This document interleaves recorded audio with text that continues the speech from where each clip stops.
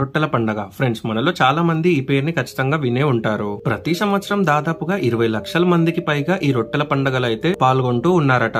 ఈ రొట్టెల పండగ వల్ల నిజంగానే మనం కోరుకున్న కోరికలు అనేవి తీరుతాయా? అసలు ఈ రొట్టెల పండగ అంటే ఏంటి, దీన్ని ఎలా చేసుకుంటారు, ఎందుకు చేసుకుంటారు, ఇలాంటి ఎన్నో విషయాల్ని ఈ వీడియోలో అయితే తెలుసుకుందాం. రొట్టెల పండగ ప్రతి సంవత్సరం బారా షాహీద్ దర్గా దగ్గర అయితే జరుగుతుంది. ఈ దర్గా అనేది ఆంధ్రప్రదేశ్ లో ఉన్న నెల్లూరు జిల్లాలో అయితే ఉంది. రొట్టెల పండగ అనేది మొహరం నెలలో జరిగే 3 రోజుల పండుగ. మన భారతదేశంలో ఉండే చాలా రకాల రిలీజియస్ అనేవి ఈ పండుగనైతే జరుపుకుంటారు. మన తెలుగు స్టేట్స్ లో నుండే కాకుండా పక్కన అన్ని స్టేట్స్ లలో నుండి అయితే వస్తారు. ఆల్ ఓవర్ ఇండియా నుండి అయితే ఈ ఫెస్టివల్ కి అయితే జరుపుకోవడానికి వస్తారట. అన్ని కుల మతాల వారు కలిసి ఐకమత్యంతో ఉండాలనేది ఈ రొట్టెల పండుగ యొక్క ప్రధానమైన లక్ష్యమట. ఇక్కడికి వచ్చే ప్రజలు రోటీస్ ని 2 పర్సన్స్ ఎక్స్చేంజ్ చేసుకుని కోరిక కోరుకుంటారు. అండ్ ఆ కోరికని 100% తీరుతుందని బిలీవ్ చేస్తారు. అసలు ఇలా రొట్టెల్ని ఎందుకు పంచుకుంటారు, దీని యొక్క హిస్టరీ ఏంటంటే 1200 ఏళ్ల క్రితం ఈ ప్లేస్ లో 12 మంది అమరవీరులు ఒక వార్లో ప్రాణాలను అయితే కోల్పోయారట.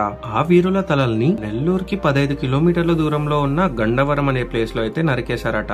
ఆ బాడీస్ ని తీసుకొచ్చి పడేసిన ప్లేస్ లోనే ఈ యొక్క బారా షాహీద్ దర్గాని అయితే కట్టారు. బారా అంటే 12 అని అర్థం, షాహీద్ అంటే అమరవీరులని అర్థం. బారా షాహీద్ అంటే 12 మంది అమరవీరులని అర్థం. సో ఇలా ఆ దర్గాకి ఈ పేరు అనేది అయితే వచ్చింది. నెల్లూరు అప్పట్లో ఆర్కాట్ నవాబ్ రాజ్యంలో ఉండేది. ఆయన వైఫ్ కి హెల్త్ సరిగ్గా ఉండేది కాదు. ఎంతమంది డాక్టర్స్ కి చూపించినా అస్సలు బాగవ్వలేదు. ఒకరోజు వాషర్మన్ కపుల్ దర్గాకి వచ్చి ప్రే చేసుకుంటూ ఉంటారు. అప్పుడు ఇంకొక లేడీ అక్కడే ప్రే చేసుకోవడాన్ని చూస్తారు. వాళ్ళ ప్రేయర్స్ అయ్యేసరికి చీకటి అయిపోతుంది. సో ఆ నైట్ అక్కడే స్టే చేస్తారు. అప్పుడు ఆ వాషర్మన్ కి ఒక డ్రీమ్ అయితే వస్తుంది. ఆ డ్రీమ్ లో తనకు ఒక వ్యక్తి కనిపించి నవాబ్ వైఫ్ కి ఈ దర్గా మట్టిని నుదుటి పైన రాయమని చెప్తాడు. అలా కాని మట్టిని రాసినట్టయితే ఆ నవాబ్ యొక్క వైఫ్ కి తగ్గిపోతుందని ఆ కలలో అయితే చెప్తారు. ఆ కపుల్ పొద్దున్నే లేచేసరికి అక్కడున్న నవాబ్ ఒక అనౌన్స్మెంట్ అయితే ఇస్తారు. ఎవరైతే తన భార్య ఆరోగ్యాన్ని సరిచేస్తారో వారికి గొప్ప బహుమతులని ఇస్తానని ఆ నవాబ్ అయితే ప్రకటిస్తారు. అది విన్న ఆ కపుల్ దర్గాలో ఉన్న ఉమెన్ ఆ నవాబ్ వైఫ్ అని తెలుసుకొని ఆ నవాబ్ ని కలిసి నైట్ డ్రీమ్ లో జరిగిందంతా చెప్తారు. వీళ్ళ మాటలు నమ్మిన నవాబ్ అక్కడున్న మట్టిని తీసి తన వైఫ్ యొక్క నుదుటి పైన అయితే రాస్తాడు. నిజంగానే తన వైఫ్ కి ఆరోగ్యం అనేది అయితే సెట్ అయిపోతుంది. నవాబ్ యొక్క భార్యకి సెట్ అవ్వగానే ఇదంతా చెప్పిన ఆయనకి పెద్ద బహుమతిని అయితే ఇస్తాడు. ఆ తర్వాత వీళ్ళు దర్గాకి వెళ్లి రోటీస్ అయితే ఎక్స్చేంజ్ చేసుకుంటారట. ఇలా వీళ్ళు రొట్టెల్ని ఎక్స్చేంజ్ చేసుకున్నప్పటి నుండి ఈ ఫెస్టివల్ అనేది జరుగుతూనే ఉంది.